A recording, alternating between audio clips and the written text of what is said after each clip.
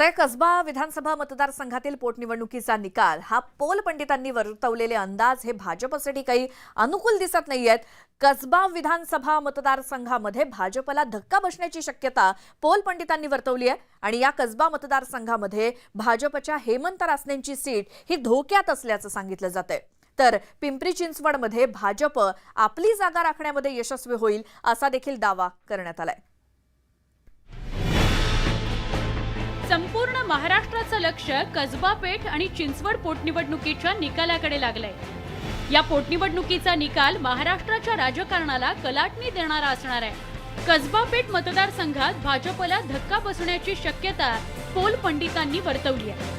कसबा पेठ मतदारसंघात भाजपच्या हेमंत रासनेंची सीट धोक्यात असल्याचं सांगण्यात येत आहे।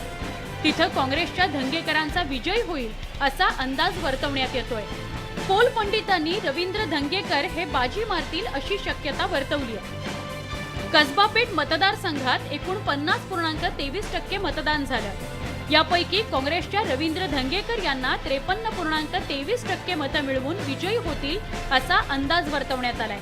तर भाजपच्या हेमंत रासनेंना 44.40% आणि इतर अपक्षांना 2.17% मतं मिळतील असा अंदाज पोल पंडित वर्तवतात। या एक्झिट पोलला काही अर्थ नसतो। हे अंदाज असतात, अंदाज खरे नसतात, कधी खरे येतात कधी चुकी। आता आपण थेट जाणार आहोत पुण्यामधून भाजपचे उमेदवार हेमंत रासने यांच्या निवासस्थानाबाहेरून आमचे प्रतिनिधी वैभव सोनावणे आपल्या सोबत आहेत। वैभव, रासनेंच्या घराबाहेरचं वातावरण आता काय सांगतंय?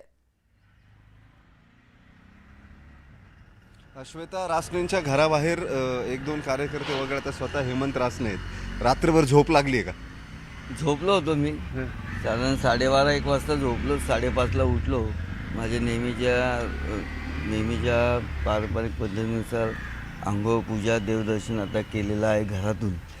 आता मी दगडूशेठ बाप्पाचा आणि स्वामी शंकर महाराज हा सगळ्या ठिकाणचा आशीर्वाद जो नेहमी घेतो, जो नेहमी मला मिळतो, तो घ्यायला मी आता चाललेलो आहे आणि त्यानंतर मी मतमोजणीच्या ठिकाणी जाणार आहे।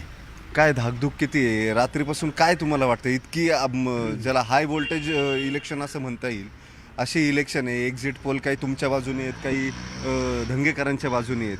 हे सगळं बघून काय वाटतं? काल दिवसभर, काल रात्रभर, आता सकाळी सुद्धा काय होईल?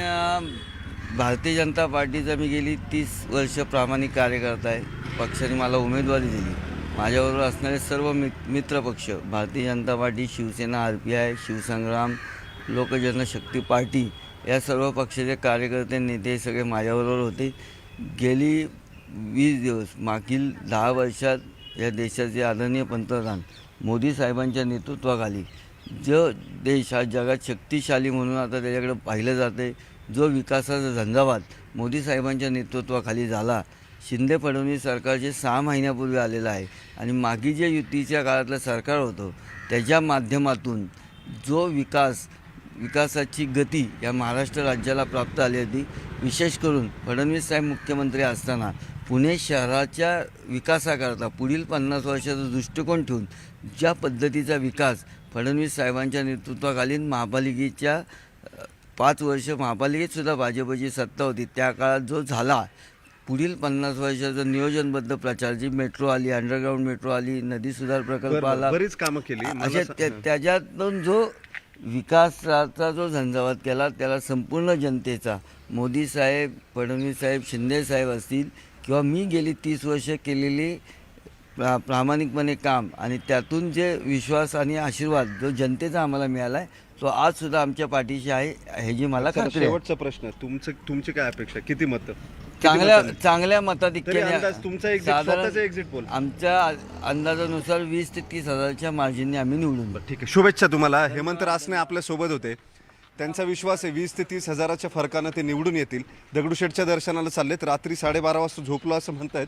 त्यांच्या चेहऱ्यावरून काही फार वाटत नाही त्यांची झोप वगैरे झालेली असेल। आता इथून पुढे 4 मंदिरांमध्ये ते दर्शन करतील आणि त्यानंतर मतमोजणी केंद्रावरती ते जाणार आहेत।